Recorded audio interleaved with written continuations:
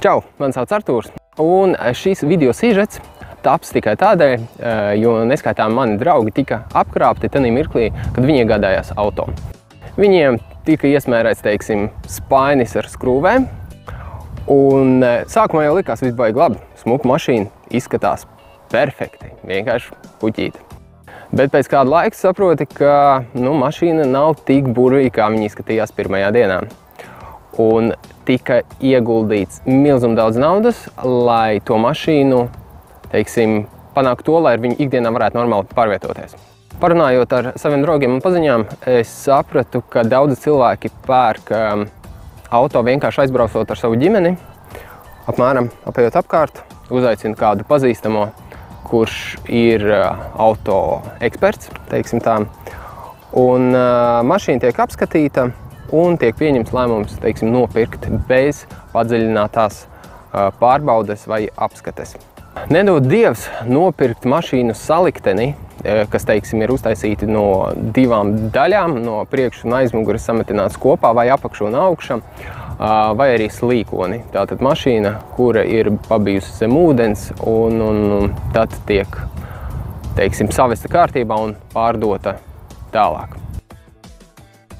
Tātad, auto pirkšanas filosofija.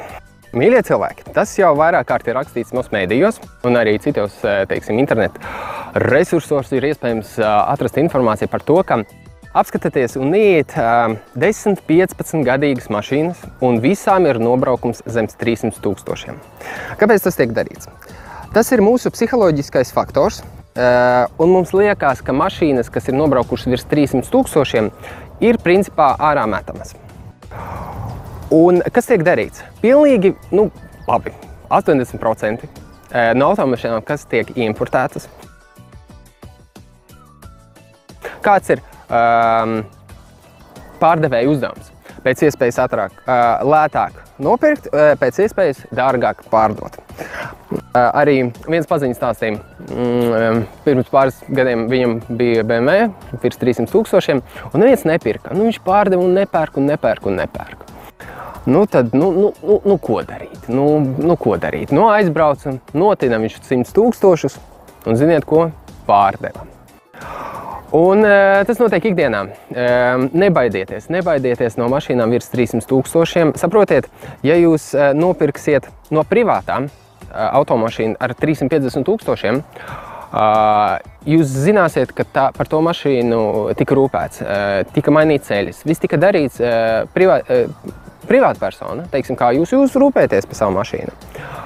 Bet nē, cilvēki izvēlās mašīnas, kas tiek importētas no ārzemēm, kuriem īstenībā dažām pat ir pa 500 000 nobraukums. Vienkārši to tā neredz, jo brauc pa šosejām.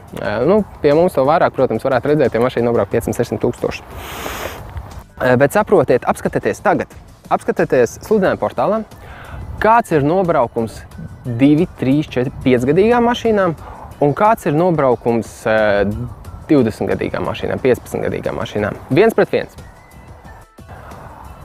Tur ir jāieslēdz veselais saprāts. Padomājiet, mašīna vidēji tiek nobraukts 20 000 gadā. 10 gadi tie ir 200 000.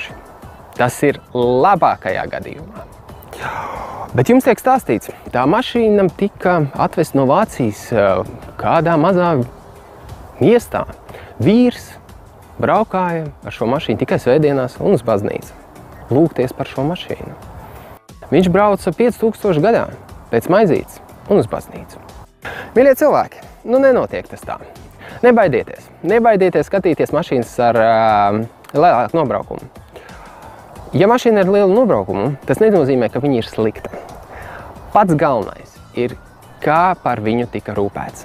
Ja viņa bija darba mašīna, ar kuru mauk tur uz darbu, no darba pa ģēlām, tas ir viens. Ja tas bija ģimenes auto, un par kuru tika rūpēts, kurai tika mainīti ceļiņas, filtriņi, tad viņa arī 500 000 brauks un būs ideālākā kārtībā. Ja viņai rītošā daļa tika mainīta, nebaidieties. Un ja jums liekas, auto pārdevējs zolīts vecs izskatās, tāds normāls, vai ne? Nemelos viņš, melos. Un ir arī video sižeti, es iespējams viņus nopublicēšu vēlāk, kad Krievijā sieviete, auto pārdevēja,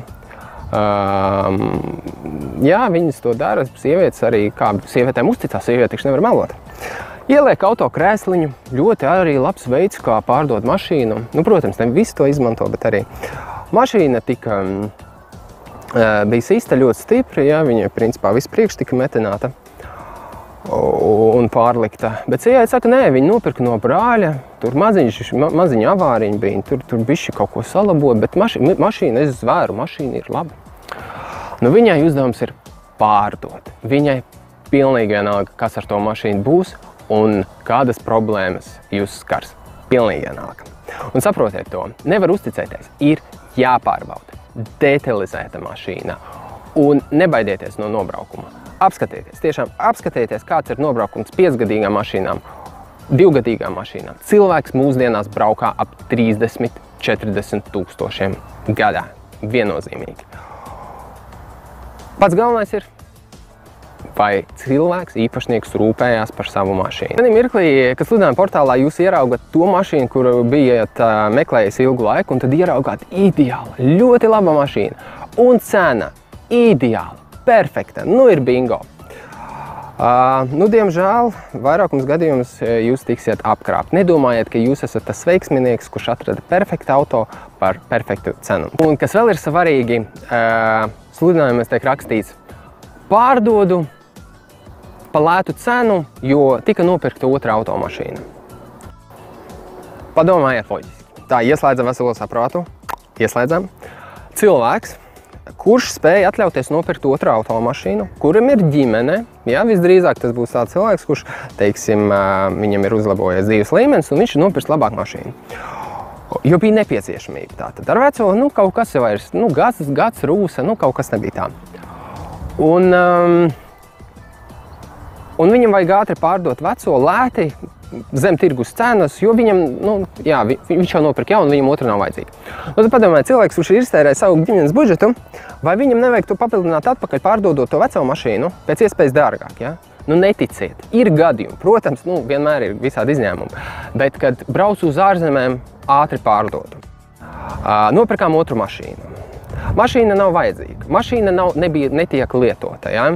Nu, ja viņa netiek lietota, tad jūs jau varējāt sen ielikt to sludinājumu, un lai viņš tur karātos. Bet te pēkšņi jūs izdomājat, ka jums mašīna nav vajadzīga, un jūs pa lēto viņu atdotat. Nu, neticiet. Tātad uz kādām mašīnām ir vērts skatīties vienkārši, un uz kādām ar īpašu tādu piesardzību. Ja mašīna ir netīra, ar skrāpējumiem, varbūt kaut kur nedaudz apsista, ar netīru salonu, nu nebaidieties no tādām mašīnām. Mašīnu var novaskot, nopulēt, uztaisīt ķīmisko salona tīrīšanu un būs jums viņa perfekta. Tātad pārdevējs, kurš ir nolēmis pārdot savu mašīnu, viņš netaisās ieguldīt milzumu daudz laika un naudas, lai no tās mašīnas uztaisītu kaut ko perfektu. Savukārt, ja mašīna spīd un laistās, motoru telpa ir ideāla, bez pleķīša. Nu, atver motoru telpu un tur wow, izspīd un laistās. Tas nozīmē, ka mašīnu viennozīmīgi gatavoja uz pārdošanu. Un tādas mašīnas ir jāskatās ļoti, ļoti rūpīgi. Nākošā lieta. Tad, kad jūs braucat skatīties automašīnu, viens pats, vai ar sievu, vai ar vīru, paņemiet kādu līdzi, teiksim, pilnīgi neatkarīgu personu. Tā persona varētu nebūt saistīta ar automašīnām un nebūt baigais eksperts. Ir vajadzīgs skatiens no malas, jo tad, kad mēs skatāmies mašīnu un mums viņa patīk vizuāli, teiksim, mums ieslēdzās emocijas. Un tādā mirklī, kad mums ir emocijas, veselais saprāts mums tiek atslēgts. Mēs neredzam tās lietas, kuras mums būtu jāievēro. Kaut kādas maziņas lietiņas, kas ir salūzušas, saskrāpētas, kuras nestrādā. Vienkārši paaiciniet cilvēku no malas, lai viņš ir kopā ar jums un izdara savu secinājumu. Teiksim, tā nebūs viņa mašīna, un viņam nebūs emocijas. Viņš pastaigās, paskatīsies visur, teiksim, un viņš to darīs detalizētāk nekā jums, jo jums ir tas adrenalīns, jūs pērkat, jūs meklējāt tur, teiksim, tādu un tādu mašīnu, kas maksā tur 25 000 eiro, ja? Un tas ir milzīgs pirkums. Un jūs esat, jā, tā ir tā mašīna, tas ir tas, ko es gribēju. Un tādā mirklī Jūs tiekat apmānīts, jo jums jau neparādīs pārdevējs tos defektus, kas tur ir, bet cilvēks no malas, kas ir kopā ar jums, viņus pamanīs. Visbiežāk tā arī notiek. Tā kā esat uzmanīgi.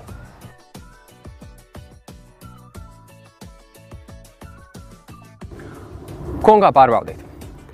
Pirmā lieta. Braucam pārbaudīt automašīnu, vēlams no rīta. Vēlams braukt pašiem, nekur nesatikties. Un vēl labāk, ja tā ir ziema. Tad jūs varēsiet pats iedarbināt mašīnu, un tas ir tas moments, kas jums liks pārliecināties par to, vai ir labs akumulators, vai starteris griež, un vai motors ir kārtībā, un viņš spēj aiziet ar pirmo reizi. Otrais moments. Skatāmies uz pārdevēju un novērtējam. Ja viņš maz runā, kaut ko nu tad skaidrs, kad mēģina notirgot. Ja pārdevējs ir atvērts, viņš daudz runā, viņam ir daudz ko stāstīt. Tas nozīmē, ka mašīna ir bijusi viņa īpašumā, viņš visu pa viņu zina, un viņam nav ko slēpt. Viņš pa viņu stāstīs. Noteikti pajautājumi, vai mašīna tika sista, vai arī kas tika pārkrāsots, kuras detaļas tika krāsotas. Vēlāk es jums pateikšu, kāpēc. Nākamais. Mēģināsim noteikt, vai nobraukums ir plus mīnus pareizi. Tātad pirmais, ko mēs novērtējam stūri, novērtējam pedāļus un ātrumkārbas, kā arī rokas balsta nodilumu. Mašīnām līdz 150 000 ir jābūt normālam, minimālam nolietojumam. Pārbaudam riepas. Ja riepas ir labas un kvalitatīvas, tas nozīmē, ka pa mašīnu tika rūpēts. Ja ir vecas nodilušas riepas, tur arī gads ir virsū var apskatīties. Tas nozīmē, ka, ja pat uz riepām neatradās nauda, tad kur tad runāt pa motoru un piekari? Ko mēs darām tālāk? Mēs rūpīgi pārbaudam krāsu. Tātad, principā, skatāmies no visiem skatpunktiem, vēlams saulītē, tāpēc vasarā ir plusi iegādāties automašīnu, kaut gan, es teicu, arī ziemā ir savu plusi. Un skatāmies, vai ir kaut kur rūsiņas punktiņi, viņi veidojās no akmeņiem, kas atliec no priekšā braukšošās mašīnas. Un, ja ir punktiņi, ja mašīna ir, teiksim, 5-6 gadu vecā, tad tas ir normāli. Tad mašīna netika sagatavota, pārkrāsota, piekrāsota, tātad kaut kādam noberzumam, kaut kādai švīkai, kaut kādiem rūsas punktiņiem, kaut kādiem čipiem no akmeņiem, tā visam ir jābūt. Ja tas nav, ja mašīna ir ideāli vienādā krāsā, tas nozīmē, ka viņa tika pārkrāsota. Jā? Kaut kādi elementi tika pārkrāsoti. Tad jautājumi, kāpēc? Vai tas bija kasko gadījums, tur pārkrāso parasti visu detaļu. Ja, teiksim, jums kāds saskrāpē durvis, tad durvis tiks pārkrāsotas pilnībā, jā? Nekrāsos vienu mazu punktiņu. Un tad ir jautājums, kāpēc tās durvis vai tā priekšējā hauba tika pārkrāsota. Nākamais, skatāmies tātad visiem skatpunktiem, vai mašīna krāsa ir ideāli vienāda. Tālāk pārbaudam, vai visas līnijas, vai visi attālumi starp durvīm ir vienādi. Vai haubai šeit šī līnija ir 100% vienāda ar līniju otrā pusē. Tātad šeit. Tālāk. Ko mēs pārbaudam? Pārbaudam, vai visi spogulīši atlokās. Ja? Tas ir sākumā, ja nav automātika.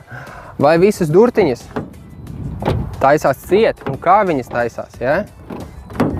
Attaisam vaļā pilnībā, aiztaisam ciet. Vai durvis taiti nenokrīt uz vieniem sāniem. Visas durtiņas pārbaudam, atveram haubu, pārbaudam visas skrūves. Vai visas skrūves tātad ir savās vietās un vai viņas netika atskrūvētas. Ja viņas tika atskrūvētas, tad būs pētas no atslēgām. Ja?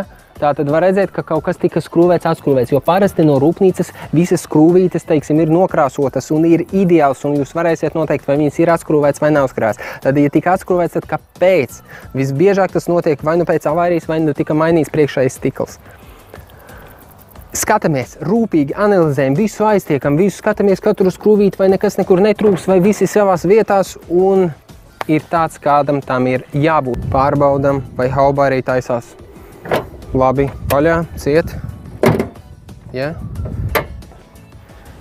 Vai mehānisms strādā. un pārbaudam, vai mums ir visas gumiņas, vai netrūkst kaut kādi klipši, vai visas plasmasas ir savās vietās. Pārbaudam, vai kaut kas kaut kur neļodzās, vai lukturus pakratam, vai viņi turās savās vietās. Pakratam priekšējo bumperi, nekautrējamies.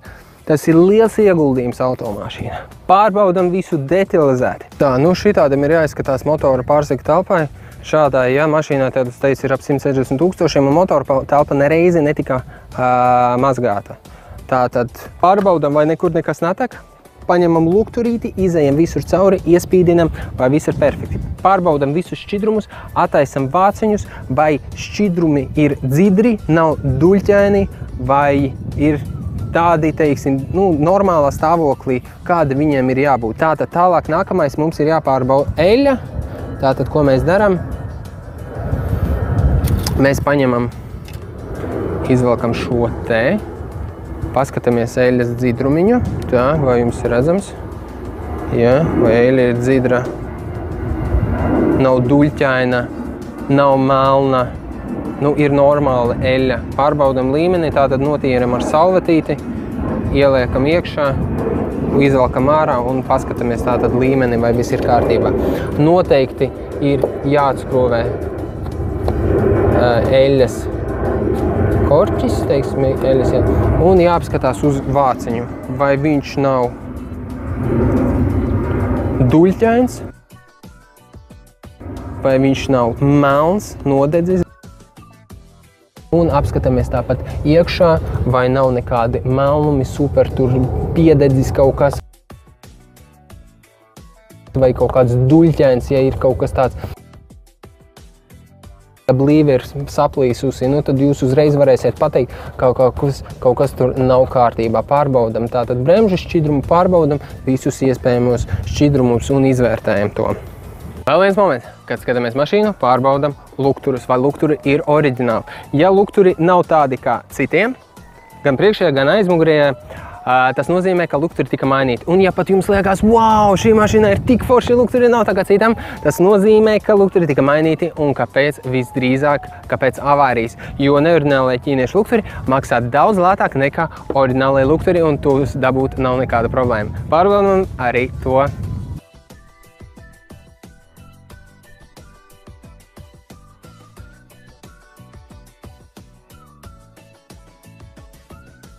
Tāpat kā jūs pārbaudījāt visas skrūvītes motora telpā, tāpat ir vērts attaisīt, teiksim, visas durvis un apskatīties visas eņģes, visas skrūves un apskatīties to uzreiz var pamanīt, ja durvis tika ņemtas nost. Un visbiežāk viņas tiek ņemtas nost pēc avārijas, lai apmainītu pret citām. Pārbaudam eņģes, pārbaudam, atlokam atpakaļ gumiņas, ja ir iespējams, ja ir kaut kāda, ja teiksim, tika krāsot, tad jūs uzreiz pamanīsiet, jo aiz gumiņām, jūs varēsiet redzēt, kaut kas nav īsti tā, kā ir vajadzīgs. Dažām mašīnām var, dažām nevar, atvelkam, principā, ja ļauj. Bet kāpēc ja neļauj? Ja cilvēks ir pārliecināts par savu mašīnu, kāpēc viņš neļautu atlocīt visas gumiņas, jo viņas iespējams atlikt atpakaļ un pārbaudīt, vai nav gan kādas metinājuma vietas un krāsojuma pēdas. Tā kā pārbaudam, skatāmies, pārbaudam eņģītes, pārbaudam rekur, vai šīs durvis tik pieskrūvētas un tā kā no rūpnīcas nāk oriģināls. Skatāmies visu un rūpīgi pārbaudiet stiklus. Uz stikliem ir izgatavošanas gads un visiem stikliem ir jāsakrīt. Ja kaut kur viens stikls ir atšķirīgs, tas nozīmē, ka bija kaut kāds trieciens iespējams, ja? Iespējams arī viņš tika izsis, lai kaut kas tiktu nozagts, ja? Bet tā ir tāda viena maza detaļiņa, kam varētu pievērst uzmanību. Tātad, ja mašīna ir ražota 2005. gada, tad visiem stikliem ir jābūt ar cipariņu 5. Tāpat arī priekšējais, bet priekšējais bieži vien tiek nomainīts, jo kaut kādi akmeņi, teiksim, no priekšā braucošās mašīnas sasit priekšējo stiklu un viņš tiek mainīts visbiežāk. Bet ir vērts tam pievērst uzmanību un pajautāt pārdevējiem, kāpēc šis vai tas stikls atšķirās no pārējiem. Tātad, ir vēl tādas mašīnas slīkoņi. Kā pārbaudīt? Kā identificēt? Tātad, pirmais, ko mēs darām, iekāpjam mašīnā, pasmaržojam. Kāds marš? Vai nav pelējums mitrums? To arī ir iespējams labi noslēpt. Ir visāds ķīmijas, bet paceļam augšā aizmugurējo sēdekli, iespējams, ja viņš ir atlokāms. Paskatāmies zem tepiķīšiem, atveram bagažnieku, apskatāmies, kur ir rezerves ritenis. Pārbaudam tur, jo tur bieži vien neviens neko nemēģina noslēpt, jo tur ir ritenis, tur ir paklaiņš un tur neviens nekad nelien. Bet jūs līdīsiet, jūs apskatīsieties un jūs pārliecināsieties, ka viss ir savs, bez visādiem turpleķiem. Ja būs ūdeni, ja mašīna bija stāvējusi ūdenī, ir jāiegulda ļoti liels darbs, lai izdarītu tā, lai to nevarētu vispār pamanīt. Un rūpīgi meklējot, ja jūs ar roku ielieniet zem visiem sēdekļiem, pačubiniet tur, vai tur ir viss kārtībā. Ja? Un obligāti, jebkurā arī gadījumā pārbaudam elektroniku. Ja? Jo elektronika, jūs jau zināt, nemīl mitrumu. Un noteikti kaut kas jau kaut kur nestrādās. Tā kā pārbaudam un skatāmies. Tālāk, ko mēs pārbaudam, mēs ieslēdzam kondicionieri. Un pārbaudam, vai viņš darbojās. Kondicionieris ļoti bieži mums ir labs rādītājs, vai ja mašīna ir stipri sista, teiksim, un viņi mēģina ātri kaut kā sataisīt un pārdot, tad kondicionieri netaisa, jo tas ir dārgi. Un, ja nedarbojas kondicionieris, tad es apdomātos, vai tiešām ir vērts mašīnu pārbaudīt, jo arī jums saka, ka tur vajag iepildīt, un beigās izrādās, ka tur nevajag tikai iepildīt. Tur sūkņi un viss tas principā arī jūs varat reiķināties, ka tas izmaksās ļoti daudz. Tātad, kad mēs iesēžamies autosalonā, ko mēs pārbaudam? Pārbaudam visas podziņas, visus iespējamos regulējumus, ja? Pārbaudam, aiztaisam durvis, aiztaisam centrālā, aiztaisam durvis pa vienam, pārbaudam, vai visas slēdzenes strādā, vai visi rokturīši strādā. Apsēžamies pie stūres, pārbaudam visus pagriezienus, visus radio, visas podziņas, visus logus pārbaudam no katrām durvīm atsevišķi, kopējo kontrolas pogu. Pārbaudam pilnīgi visu, visam ir jāstrādā. Ja kaut kas nestrādā, tad tas ir defekts. Ja tas ir defekts, tad jums ir iespēja tirgoties par automašīnas cenu. Jūs saprotiet, ja kaut kas nestrādā, tad tās ir galvas sāpes, tās ir rūpes, tas ir laiks, tās ir problēmas, kuras jums ir jārisina. Jūs piekrītat. Un vajag jau pie pašas saknes panākt to, lai nebūtu tās problēmas. Pārbaudiet visu, iztērēt jūs tās liekas 10 minūtes. Jūs pērkat to mašīnu, ne tik bieži jūs viņu pērkat. Un mašīnai ir jākalpo, nevis jārada jums galvas sāpes. Tāpēc lūdzu pārliecinieties, ka viss strādā perfekti. Tā, mēs esam iekšā mašīnā. Tātad, ko mēs darām? Mēs pārbaudam stūris nolietojumu. Skatāmies, protams, uz šīm vietām, cik ir nolietota stūre un uz stūri kopumā. Tālāk skatāmies uz roku balstu, uz durvīm. Skatāmies uz rokturi, uz pogām. Ja, nolietojumu. Skatāmies, cik nobersts ir rokturis. Tas mums apmēram ļaus saprast mašīnas reālo vai nereālo nobraukumu. Tālāk mēs, protams, skatāmies stāvbremzi, viņas nolietojumu un ātrumu pārslēdzēju. Cik viņš ir nolietots. Uz doto mirkli mašīnā ir 160 000 oriģinālais nobraukums, un jūs varat, teiksim, secināt. Apskatāmies arī roku balstu, kas ir pa labi no šofera, un obligāti, protams, pedālīši. Tātad pedāļu pārbaude mums liek saprast, ja to nodilumu, nobraukumu, ja, teiksim, jūs saprotat, ja nodilums būs pavisam liels, jā, tātad, skaidrs, ka mašīnā nav vairs tie norādīti 170–200 000 nobraukumu, bet jau uz augšu. Tātad būtu vēlams pacelt visus teļpeķus un apskatīties, kas darās tur. Vai nav izbersts, vai nav kaut kādi citi defekti, plīsuma un tā tālāk. Tātad visās iespējamās vietās noņemam teļpeķus un apskatāmies, kas tur darās. Un šādā veidā skatoties vienu mašīnīti, otru mašīnīti, trešo, ar dažādiem norādītiem nobraukumiem, jums jau būs priekšstats tātad, kā tam ir jāizskatās un kur neizskatās tā, kā tam vajadzētu izskatīties. Ļoti svarīgi ir novērtēt arī atslēgas. Atslēgām ir jābūt 2 plus 1 rezerves, pēc kuras var uztaisīt kopiju, tātad 3. Lai atslēgas nebūtu super duper nolietotas, ir normālā stāvoklī un galvenais, lai ir visi komplekti. Ļoti svarīgi pārliecināties, ka nedeg check engine, tātad motora lampiņa vai ABS lampiņa vai kāda cita lampiņa pēc motora iedarbināšanās. Tātad iedarbinām motoru, nospiežam, pagriežam atslēgu un visas lampiņas mums. Un ja kaut kāda lampiņa deg, tātad kaut kas nav kārtībā. Pievērsiet uzmanību tam. Tātad fundamentāli svarīga lieta. Ja mašīna pabijusi ceļu satiksmes negadījumā, teiksim, spēcīgā, labi mašīnas ģeometrija tika mainīta, un mēs arī apskatot ārpusi, mēs spēsim konstatēt, kur ir trieciens un cik stiprs viņš ir bijis. Bet tāpat ļoti svarīgi ir saprast, vai pēc avārijas tie cilvēki, kas mašīnu taisīja, vai viņi neizdomāja ekonomēt. Un salika atpakaļ jaunus airbagus. Bieži, diemžēl, to nedara. Un nedod Dievs nākamajā ceļu satiksmes negadījumā, tie airbagi vienkārši nebūs kam sprākt un nekas nemīkstinās jūsu triecienu. Pirmkārt jau mašīnas konstrukcija vairs nespēs uzņemt uz sevīm tik lielu slodzes triecienu, kādu viņa no rūpnīcas vajadzētu uzņemt uz sevīm, to sitienu. Un otrkārt jau tie airbagi. Tāpēc mazi knifiņi, maziņas lietiņas es jums pastāstīšu, kā pārbaudīt, ka airbagi ir uz vietas.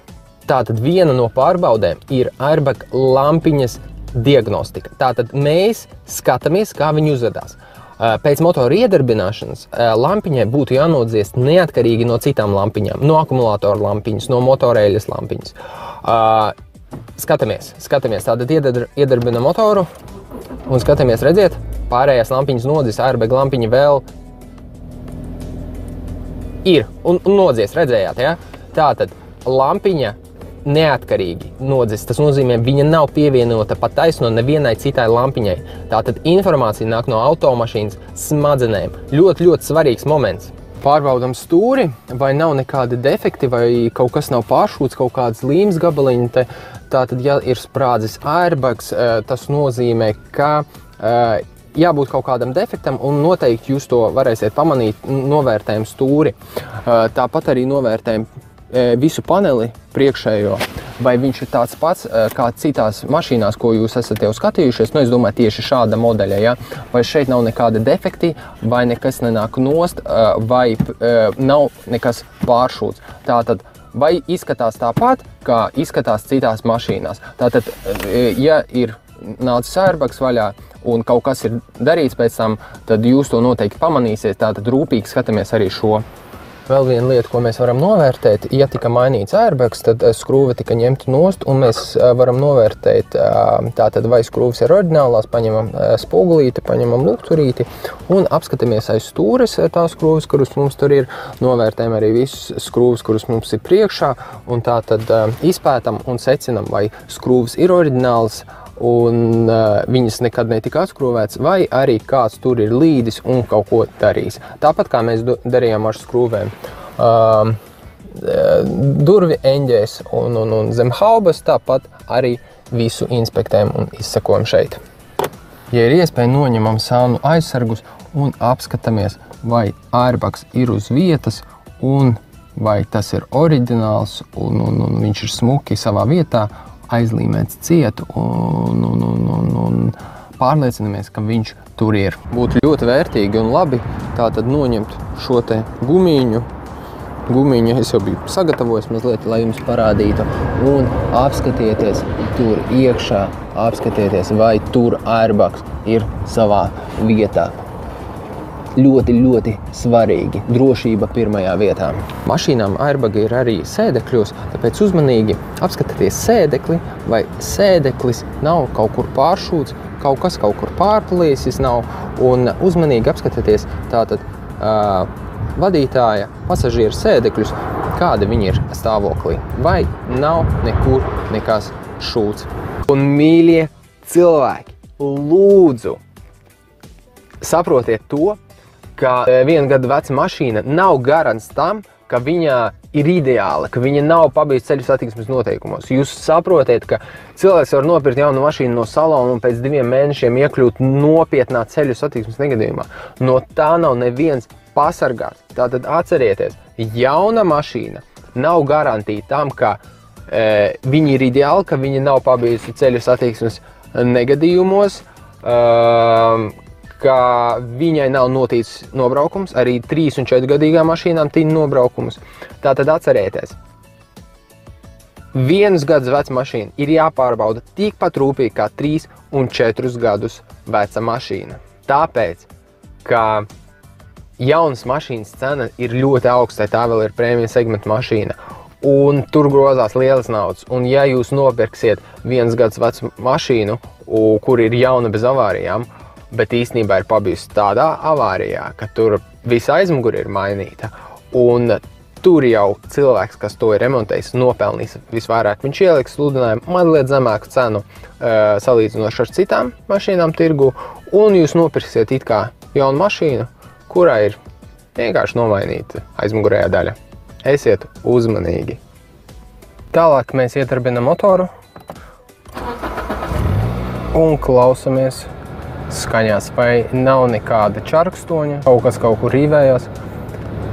Kā motors stabilizē sevi uz 1000 zem 1000 apgriezieniem, uzgāzējam, paklausāmies, vai ir vienmērīgi, nav nekādas čarkstoņas, sitieni kaut kādi, kaut kas kaut kur beržās. Pagāzējam uz 3000, 4000 un iedodam bišķiņ gāzīti, paklausāmies, vai motors darbojas vienmērīgi un atgriež sevi uz 1000 apgriezieniem. Nu, ir jābūt no dīzelītes mazāk, benzīns ap 900. Izslēdzam ārā un varam iedarbināt vēlreiz, lai paklausītos, vai viss strādā tā, kā tam jāstrādā. Stūres mehānisms ar laiku iziet no ierindas. Un kā to pārbaudīt? Mums ir jāpaskatās, vai nav nekāds brīvgaitas. Teiksim, mums ir jāiedarbina motors. Izgriežam uz vienu pusi riteņus, vai viss kārtībā. Izgriežam uz otru pusi, vai nav nekāds skaņas. Un, kad stūri ir pa vidu, pišķi tā, viņu pagrozam uz vienu pusi uz otru, vai nav nekādas brīvgaitas, ja? Varam iziet laukā no mašīnas, paskatīties uz riteni un tāpat kustināt stūri, un tad mēs redzēsim, vai stūre un riteņi, teiksim, ir viens kopums. Tātad tā mēs pārbaudam stūres mehānismu. Otra lieta – ātrumkārba. Tātad, ja tā ir manuāla ātrumkārba, nospiežam, protams, sajūgu un izējam cauri visiem ātrumiem. 5. revers, ja? Vai iet ar vieglāk, ja, lai visos ātrumos iet vienādi viegli. Vai no reversa mēs varam 3. tur ielikt, ja? No reversa 5. Pamēģinam, izčekojam pirms testa brauciena. Tā ir tā lieta, kas būtu jāpārbauda. Ja mums ir automāts, mēs daram tāpat. Mēs nospiežam vai nespiežam pogu, atkarībā ir vai nav, un izējam cauri visiem ātrumiem, ieliekam 1, 2, 3, 4 reversā un skatāmies uz mašīnas uzvedību. Vai nav nekādi sitieniņi, vai mašīna nešūpojās, vai nav nekādas skaņas liekas. Un tā mēs pārbaudam pirms testa braucienu ātrumkārbu. Un vēl viena tāda lietiņa. Mēs varam pārbaudīt manuālās kārbas sajūgu. Sajūga, kad ir jau vecs, viņš nolietojās, viņš sāk slīdēt. Un kā mēs to varam pārbaudīt? Mēs iedarbinām motoru, ieliekam 3. ātrumā, un principā, ja sajūgs ir labs, tad mašīnā vajadzētu noslāpt.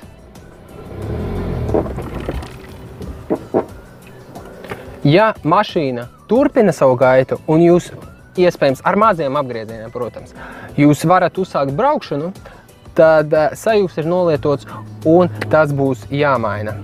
Savukārt, ja tomēr jums izdevās uzsākt braukšanu, vēl ko mēs darām?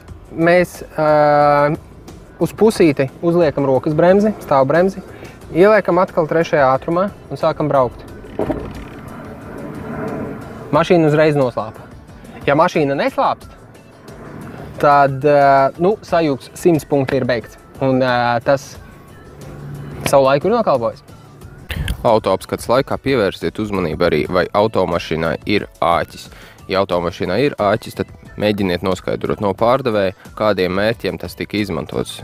Runiet par to, cik bieži un cik lielas piekabes tika vadātas.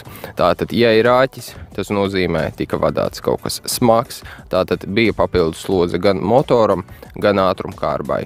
Tātad, ja sarunā ar pārdevēju tiek noskaidrots, ka āķis tika izmantots katru dienu un tika vadāti kaut kādi smagi priekšmeti, tad es aizdomātos, vai nepieciešams iegādāties tādu automašīnu priekš sevīm. Neaizmirstam pārbaudīt automašīnas amortizatorus.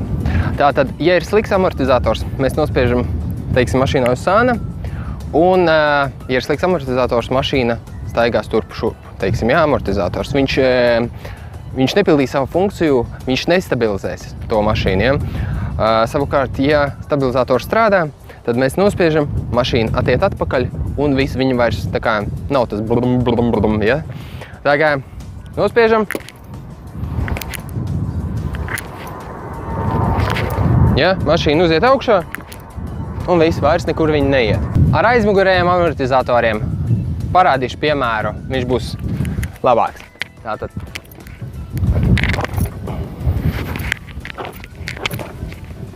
Mašīna mums uziet augšā.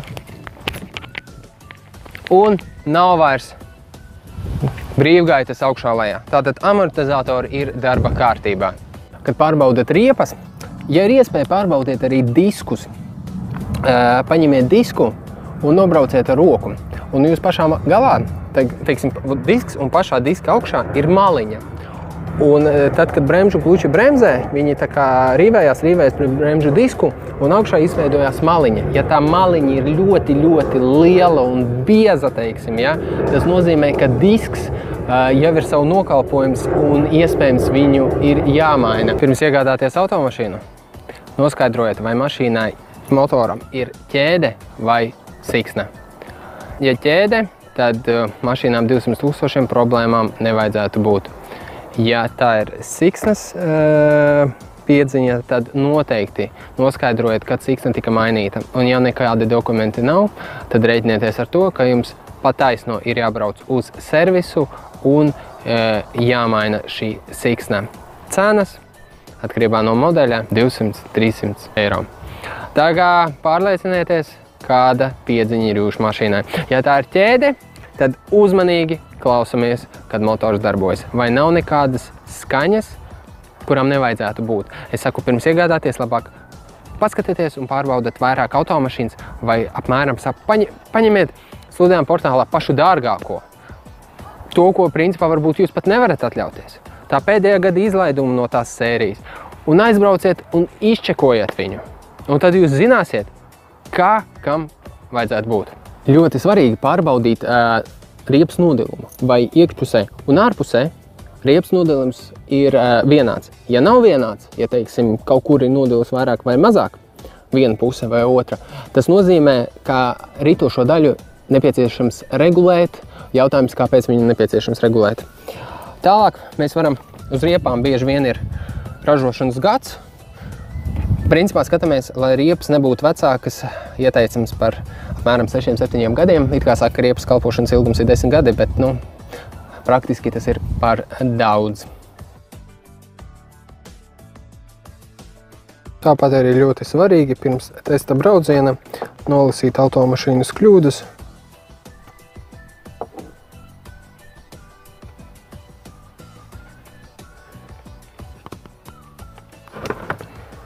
Un pārbaudīt, vai mašīnai nekas nekaiš, vai elektronika ir kārtībā. Visi teiksim, darbības mezgli. Nevienmēr check engines to arī parādīs, ka kaut kas nav kārtībā. To mēs varam diagnosticēt tikai ar speciālu iekārtu. Tātad, ja mums parādīsies kaut kādas kļūdas, viņas dažreiz parādās vienkārši kaut kādas, teiksim, atvienojāt jūs akumulātoru, pievienojat pēc tam klāt, un tās kļūdiņas kaut kāda kļūdiņa izliks. Tātad mums nepieciešams sākumā izdzēst visas kļūdas un pēc tam arī izbraukt. Un, ja kļūda vēl joprojām eksistē, tad pēc braukšanas viņa noteikti parādīsies atkal. Tātad pēc testa brauciena mums vajadzētu pieslēgt diagnosticējošo iekārtu mašīnai vēlreiz un nolasīt visas kļūdas. Testa brauciens un pastāstīšu, kas ir jāpārbauda, lai saprastu, vai mašīna brauc tā, kā viņai vajadzētu braukt. Braucam! Tātad testa brauciens. Ko mēs darām? Vienmēr pārvaldiet aizmugurējo gaitu. Tātad ieslēdzam aizmugurējā. Kā mašīna uzvedās aizmugurējā gaitā. Testa brauciena laikā izgriežam obligātu stūris maksimāli gan uz vienu, gan uz otru pusi, lai pārliecinātos, vai nekas nečarkst.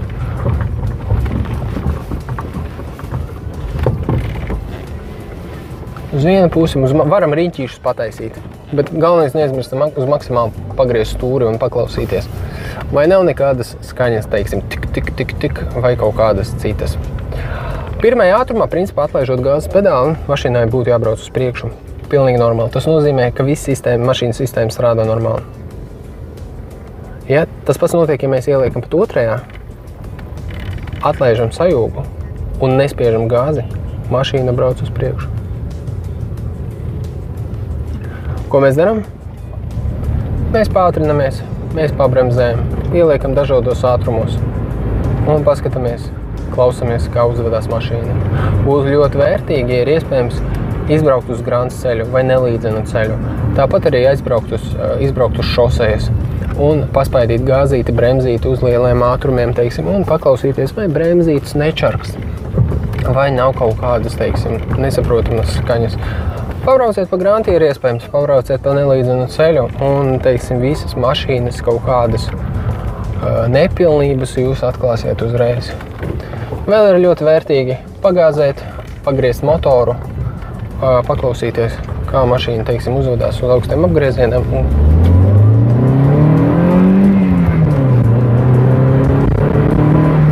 Tāpat arī, teiksim, mēs varēsim dzirdēt, ja izpūtējis ir caurulis un strauji nobremzējam.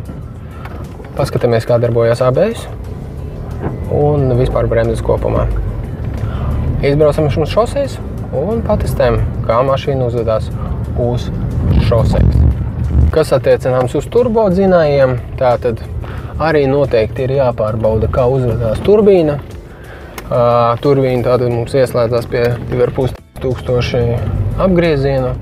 Tātad pagāzējam visos ātrumos, paskatāmies turbīnas uzvedību un tātad vai ir rāviens, vai turbīna dara savu darbu, jo ja turbīna nav kārtībā, ja, tātad mēs zinām, ka turbīnas ir ļoti dārgas, remonts, ja, tātad noteikti pātrinamies līdz arī kaut kādiem 100, 120, protams, cenšamies nepārkāpt ceļu satiksmes noteikumus un izvērtējam, kā strādā mūsu turbīnīte, vai viņa vispār strādā, vai ir tas uzrāviens, kuram viņam ir jābūt.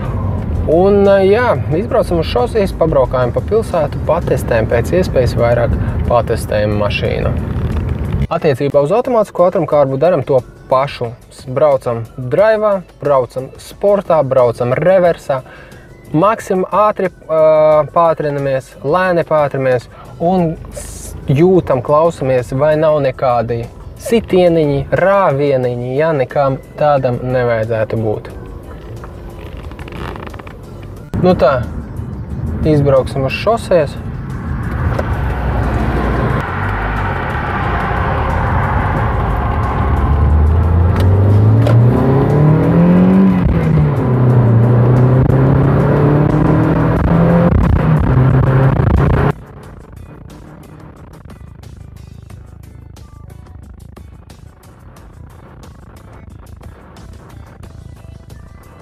Braucam uz šosejas, nospiežam, teiksim, gāzīti grīdā, paskatāmies, kā mašīna reaģē 4., 5. ātrumā. Un tādā veidā mēs varam noteikt, teiksim, vai automašīna braukšanas laikā uzvedās tā, kā tā ir jāuzvedās. Ar automātisko ātrumkārbu daram to paši. Pātrinamies lēni, pātrinamies ātrāk un skatāmies, kā reaģē mūsu kārba. Vai atceraties video sākumā? Es jums teicu, lai jūs pajautājat pārdevējiem, vai mašīna tika pārkrāsota kaut kādām vietām. Tātad tas mums ir vajadzīgs, lai noskaidrotu, vai pārdevējs pilnībā zina visu par savu automašīnu, vai arī viņš melo. Teiksim, ja šī maziņā testa rezultātā mēs uzzinām, ka pārdevējs mums saka, nē, ar mašīnu viss ir kārtībā, bet pēc šīs pārbaudītas mēs uzzināsim, ka tomēr nav. Tātad teicējiem mēs uzticēsimies nedaudz mazāk. Tātad šīs ir krāsas biezuma mērītājs. Viņš mēra krāsu mikronos. Un tātad no rūpnīcās mašīnu krāso roboti un krāsa tiek uzklāta vienmērīgi. Parasti automašīnas krāsa ir no 80 līdz 120 mikroniem. Tātad, kas ir virs 120 mikroniem, teiksim, tur ir vēl viena krāsas kārtiņa vai tika pārkrāsots, jo skaidrs, ka cilvēks ar roku, kad pārkrāso mašīnas defektu, viņš vairs nespēs uzklāt perfektu slāni. Ja tur bija bukte, vai kaut kāds vēl kaut kas, ja, tad tiek vēl uzlikta špaktele. Un ja mums ir špaktele, tad mikronu skaits būs noteikti virs 200 un tie varētu būt 500, 600 tūkstoši mikroni. Ja? Un ja mēs pārbaudam mašīnu un kaut kādā vietā mēs atrodam, ka ir špaktele, ja, tad to vietu mēs pārbaudam ļoti, ļoti rūpīgi. Nu, apskatīsimies. Ieslēgsim mūsu ierīci. Tātad sākam mēs mērīt ar jumtu, jo jumtu pārkrāso visretāk. To dara vai nu gadījumos, kad mašīnai krāsa tiek pilnībā atjaunota, tad mašīna pilnīgi tiek pārkrāsota, lai viņa tiktu uzfrišināta. Otrs gadījums, protams, kad mašīna ir uz jumta. Ja mašīna ir bijusi uz jumta, tad tādu variantu mēs arī neizskatām. Kā to noskaidrot? Tātad es parādīšu mazliet jumts, tātad 90, 100, 110, 100. Tad mikronu skaits principā svārstās 90 līdz 120 robežās, tas ir pilnīgi normāli. Vēl aparātam plus mīnus 10, ja, mēs tā no savas pieredzes. Tad 100 robežās, 120, ja, mēs 100% varam pateikt, ka automašīna ir oriģinālā krāsa. Dažiem veciem Mercedesiem ir virs ap 130, 140, man liekas, 140, bet principā viss, kas ir virs 150, tā ir noteikti otra. Tātad tika krāsots otrais, ja, kas ir virs 250, tur jau ir špaktele. Tātad varam apskatīties arī sāns. 120, 110, 120, ja, un hauba 110, 110, 100, 120, ja. Tātad, lai noteiktu, vai mašīna ir bijusi uz jumta, tātad, ja viņa ir bijusi, tad principā pārmetina jumtu no citas mašīnas un taisa griezuma vietas, ja. Nezinu, atkarībā no situācijas griezuma vietas varētu būt šeit, ja. Un mēs noteikti mēram visu centimetrs pēc centimetra, visas šīs vietas. Ja te ir virs 500, 600, ja, tad mēs, principā, mašīnu vairs neskatām tālāk un varam doties nākamās mašīnas meklējumos. Un tagad es jums parādīšu, kā izskatās pārkrāsotā mašīnas detaļa, un iesim apskatīsimies uz to. Tātad, lai parādītu piemēru, tātad, ja tiek pārkrāsot kaut kāda automašīnas daļa, teiksim, spārns, viņš tiek krāsots pilnībā. Es zinu, šai mašīnai bija bukte šeit, tātad tika pārkrāsots pilnībā viss spārns. Un šeit ir špaktele. Tātad es parādīšu iz dzīves, kā tas izskatās. Tātad jumts mums ir 160.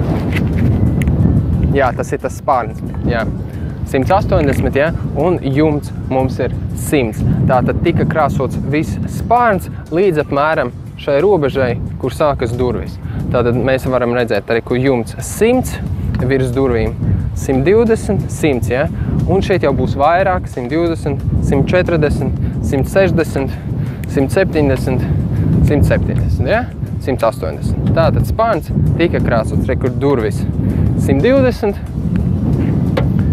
spārns 180, 170, 180, 180, ja, tātad pārkrāsot spārns. Un apskatīsimies, kur mums ir špaktele, ko mums parādīs šeit. Tātad 200, ja, tātad krāsas biezums kļūst vēl lielāks. 230, 320 un kur mums ir špaktele 600, tātad šī vieta 570, 900, ja, 890, tātad 950. Tātad šeit mums ir špaktelis slānis, un tādā veidā mēs arī varam noskaidrot, teiksim, ja mēs atrodam kaut kādu vienu defektu, ja, nu tad ir skaidrs, kāpēc tika pārkrāsots šis spārns. Kā mēs redzam, kur vēlreiz durvis 110, 110, jumts 100, spārns 180. Tātad pārkrāsots spārns. Nākamais moments. Ja mēs atrodam, ka durvis tika pārkrāsots un vēl ir kaut kur špaktele, tā tad nozīmē, ka bija stiprs sitiens. Labi, ja vien durvis. Galvenais, lai netiek, teiksim, bojāts mašīnas konstrukcija, lai nav ģeometriskās novirzes. Tādēļ mēs, ja atrodam uz durvīm, ka kaut kas nav kārtībā, mēs pārbaudam visas iekšas. Tātad tāpat šeit būs vienmēr mikronu mazliet mazāk. Tātad 80, 80, 80, 80, 80, ja? Un pilnībā, tātad, ja mēs atrodam, ka ar durvīm kaut kas nav kārtībā, mēs atveram durvis un pārbaudam mašīnas konstrukciju. Ja mēs atrodam, ka, teiksim, šeit ir defekts, šeit bija sitiens, ja? Tātad mašīnas ģeometrija vairs nav tāda, kāda viņai bija jābūt. Un tādu mašīnu, jā, iespējams, viņu laboja, viņa līdzināja, bet tādu mašīnu es vairs neizskatītu, lai to būtu vērts iegādāties. Mīļie cilvēki, es ļoti ceru, ka šie video un šī informācija jums noderēs un pasargās jūs no nekvalitīva auto iegādes. Es ļoti novērtēju, ka jūs noskatījāties visus šos video un ļoti ceru, ka šos video jūs nošērosiet un padalīsieties ar saviem draugiem, paziņām un radiem. Jo jāpasargā arī savi radinieki un draugi no nekvalitīva auto iegādes. Lūdzu, vienkārši nopublicējam šo video savā lapā. Lai jums veids! Visu labu! Un vēl maza piebildīte beigās. Neaizmirstiet pierakstīties YouTube kanālam, Facebook lapai, jo turpmāk būs arī jauni video. Lai jums veicās! Čau!